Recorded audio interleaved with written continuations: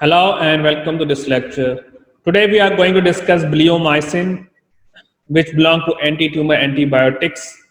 And the mechanism of this drug is that it is a small peptide that contains DNA binding region and RNA binding domain at opposite end. And what actually they are doing that they are binding with the DNA, and as a result, when they bind with the DNA strand breakdown, and then the DNA biosynthesis will be stopped. So that's very simple mechanism in this classification.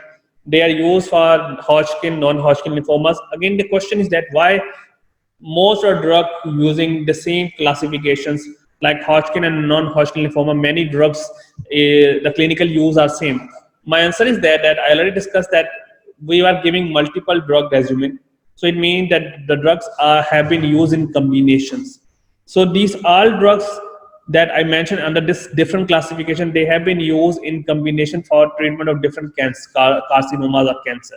So that is why their clinical application will appear like a same. Like in this case, they also use for treatment of testicular carcinoma, head and neck cancer, and squamous cell carcinoma. The toxic effect of this drug is pulmonary dysfunction such as pneumonitis or fibrosis.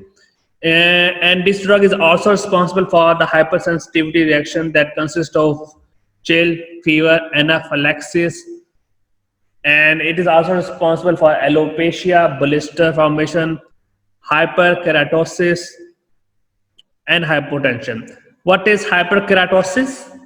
It can be defined as the thickening of stratum corneum, which is the outermost layer of the epidermis or skin, and the abnormal deposition of the keratin is also known as hyperkeratosis. Let's discuss one of the case study of the pulmonary toxicity of bleomycin that was found in tertiary care center in southern India.